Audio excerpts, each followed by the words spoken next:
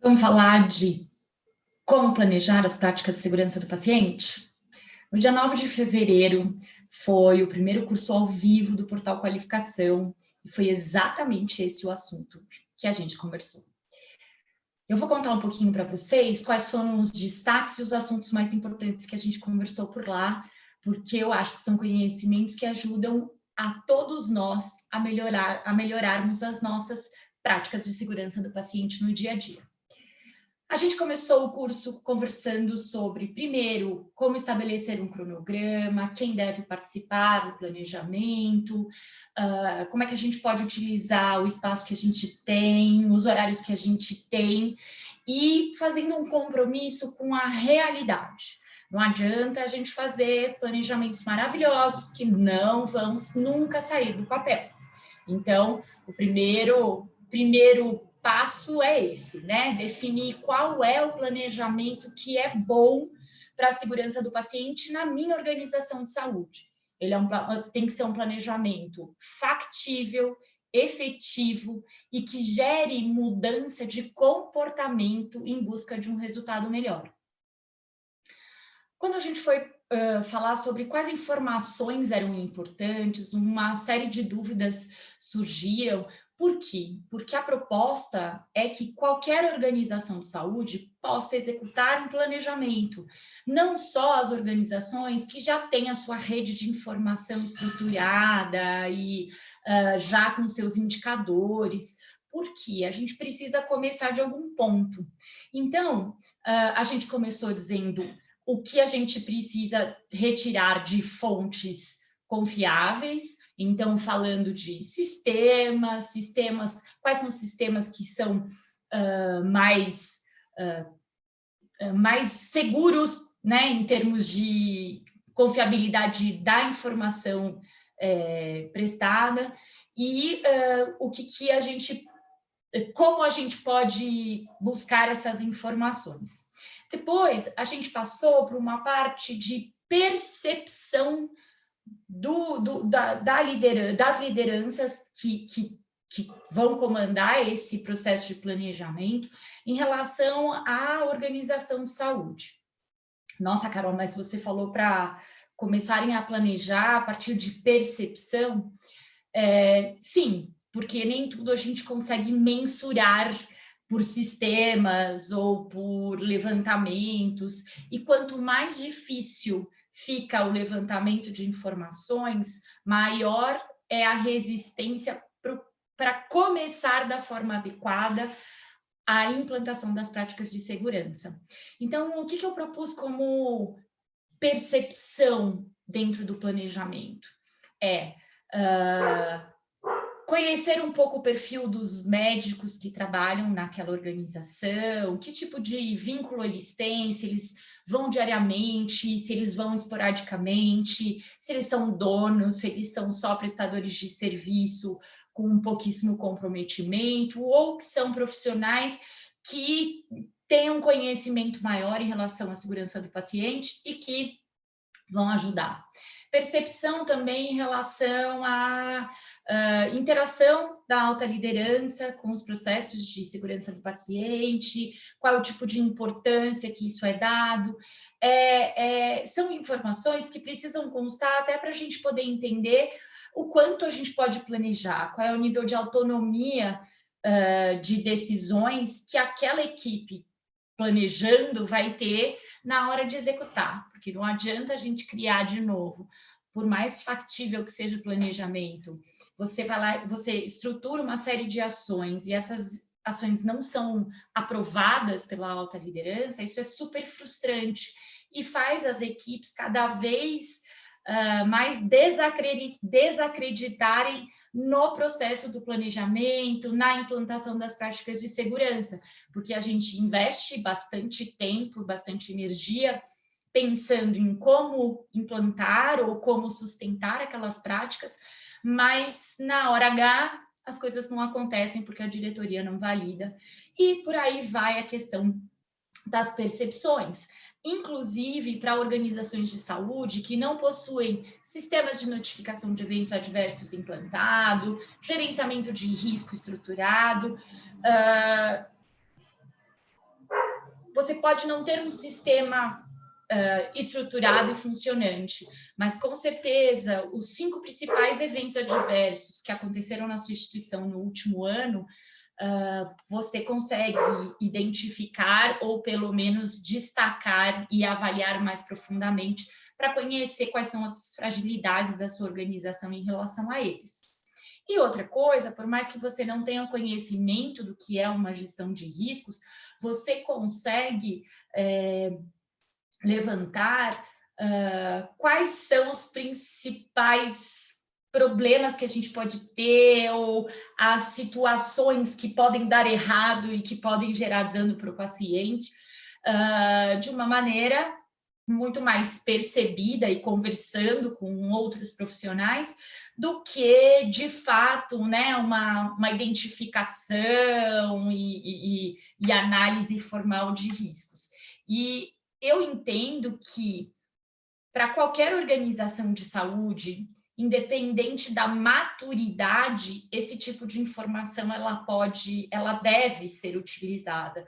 É claro que faz toda a diferença você planejar em cima de eventos adversos que são analisados de forma estruturada, que tem uma investigação profunda, que tem planos de ação específicos. Agora, a vida real é tão distante disso ainda para a maioria das organizações de saúde que eu entendo ser mais importante colocar para elas que essas percepções ou esses conhecimentos superficiais também podem ser utilizados para o processo de planejamento de práticas de segurança. Depois que a gente discutiu essa questão, né, de levantamentos de informação, e eu sempre fui incentivando que, conforme os ciclos de planejamento fossem evoluindo, a gente buscasse também melhorar em cada organização de saúde as fontes de informação para deixar as questões de percepção somente para as coisas que não são mensuráveis mesmo.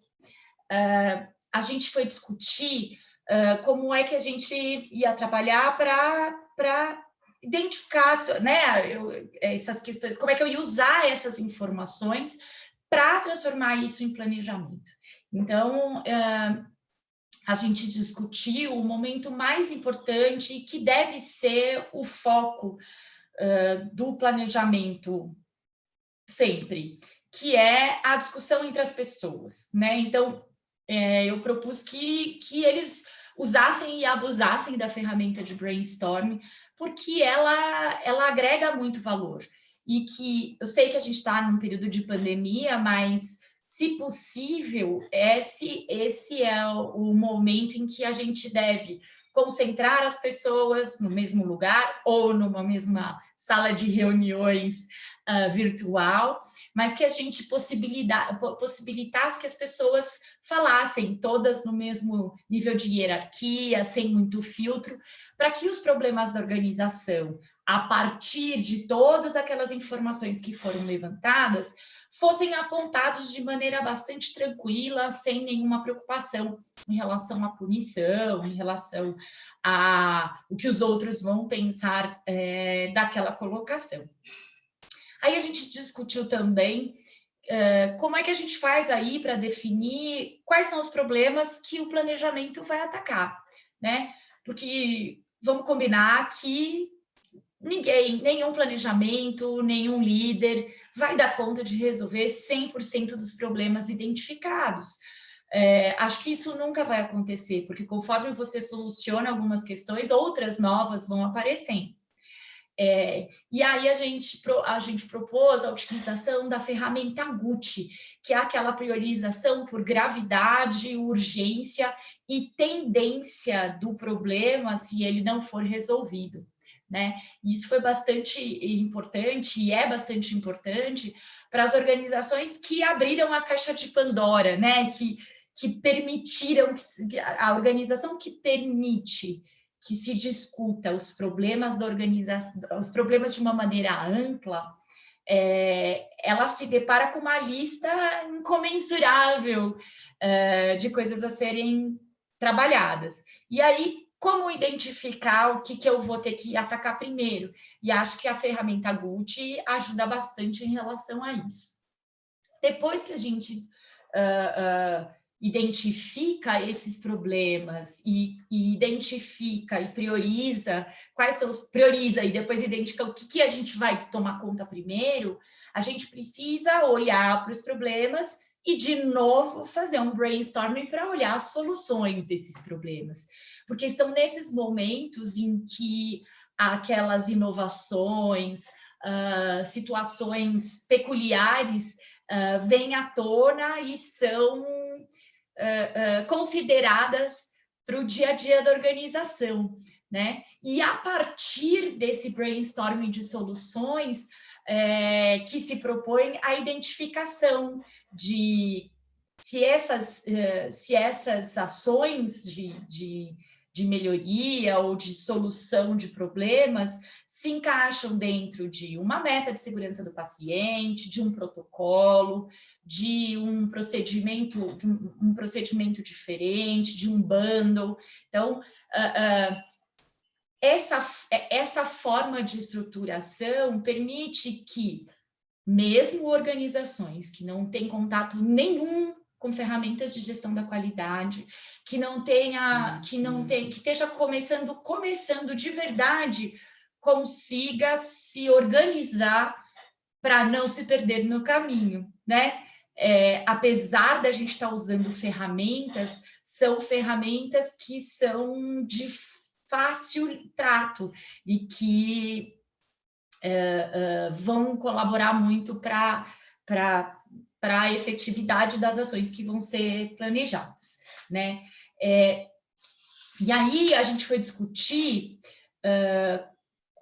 a partir dessas soluções ou a partir dessas metas escolhidas, né, de todas essas práticas escolhidas, como é que a gente faz para que o plano de ação para aquelas práticas definidas seja de fato implementado, né? Para a gente sair, a hora que a gente sai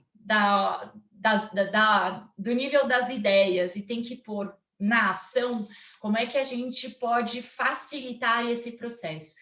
E foi interessante porque eu trouxe uma proposta um pouquinho diferente e que tem sido adotada por algumas organizações que já têm um nível de maturidade alto em relação à qualidade e à segurança do paciente. A primeira coisa é que a gente precisa ter ações muito claras, muito bem definidas, com metas e com prazos absolutamente claros e que devem ser obrigatoriamente cumpridos, né? Então, olha, combinar um prazo factível, com metas que a gente chama de SMART, que são metas que realmente podem ser alcançadas, que são desafiadoras, mas que podem ser alcançadas e que não geram dúvida. A segunda coisa é dar conta, né, estipular ações a partir de 3 aspectos importantes. O primeiro deles é que a gente precisa dar conta do aspecto racional. Então, ações sobre apresentar qual é o protocolo, explicar qual é o objetivo daquele protocolo, qual é a meta a longo prazo para aquela prática de segurança do paciente, quais são as metas de implementação. Depois, dar conta do aspecto emocional, porque com frequência a gente pula esse pedaço. Só que os seres humanos são feitos para serem resistentes à mudança. Então, a gente precisa dar conta do aspecto emocional e ter ações para dar conta desse aspecto. Então, o que eu costumo, na minha fala, chamar de sensibilização. Então, mostrar as ocorrências relativas à não adoção dessas práticas, explicar os porquês. Então, porquê da prática neste momento, porquê da prática desta forma, né? E, mais ainda, mostrar qual é o ganho que o colaborador vai ter se ele aderir àquela prática. Sempre pensando na recompensa e evitando as punições. Então, planeje a implementação pensando em como recompensar os profissionais que aderiram à prática e não a punir os profissionais que não aderiram à prática. E, por último, a gente tratar o aspecto operacional. Por quê? Porque eu, às vezes, chego para apresentar uma nova prática, está implementando, faz assim, apresenta o protocolo, sensibiliza as pessoas em relação à importância, os porquês, dá luz ao ganho que os colaboradores vão ter com essa prática, mas é quando a gente vai ali executar da nova maneira, provocar a mudança de comportamento no dia a dia, a gente tem um sistema que trava ou um sistema que não permite acesso de todas as formas, ou um protocolo que, para ser aberto, precisa de 3 fichas, de 4 pessoas. Todas as vezes em que a gente tiver complicações no aspecto operacional, a gente tem um ponto de retração da implantação da prática. Então, a gente precisa ter ações para garantir que esses 3 aspectos sejam abordados ao longo do plano de execução das práticas. E adotar sempre formas diferentes de abordagem dos colaboradores, pelo menos 2 estratégias diferentes. Então, o que eu chamo de estratégias diferentes? Tá, você vai apresentar numa primeira reunião como é a prática, quais são os objetivos de maneira clara, mas você vai trabalhar ao longo do período de implantação e depois, talvez com menor frequência, mas no período de monitoramento e acompanhamento daquela prática, estratégias de gamificação, estratégias de contação de histórias, então, contar histórias de eventos adversos que aconteceram por conta do não cumprimento daquela situação, né? Tratar de incentivar os colaboradores a identificarem melhorias dentro daquela prática nova em que eles já começaram a executar, abrir canais de feedback dos 2 lados, então, tanto a equipe que está tratando da implantação, quanto a equipe que está executando a nova prática, porque só assim a gente consegue dar consistência, né, na hora em que ela estiver funcionando. E isso precisa estar estruturado já no planejamento, isso faz parte do planejamento, né? A gente costuma só colocar lá sensibilização, no máximo é uma linha dentro lá das nossas ações de implementação, mas a realidade é que a gente precisa, inclusive, detalhar como vão ser essas abordagens, considerando o que é possível, porque também não adianta a gente criar uma série de abordagens diferentes, bacanas, e, de novo, ter que dar um passo para trás porque elas não vão ser autorizadas ou porque elas não são factíveis. Tá certo? Então, eu acho que tudo isso é importante. Foram 4 horas de curso super intensos, acho que o pessoal saiu super com a cabeça a milhão, mas foi um momento muito bacana de compartilhamento de conhecimento e para a gente poder ajudar, né, a mais organizações na implementação das práticas de segurança do paciente. Eu acho que foi interessante porque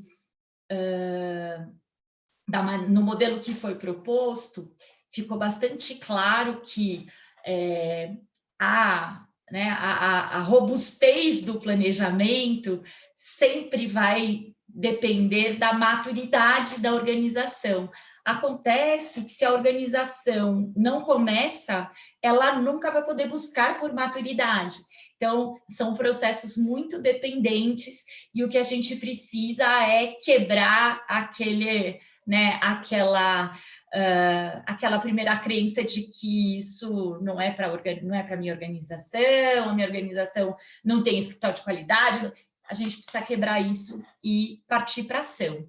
E para partir para uma ação sem que haja perda de tempo, perda de energia e que a gente de fato consiga enxergar resultados, a gente precisa começar planejando. Acho que foi muito produtivo e eu espero que vocês tenham gostado do conteúdo. Se você está achando que é muito fácil fazer o planejamento, melhor você repensar, tá bom?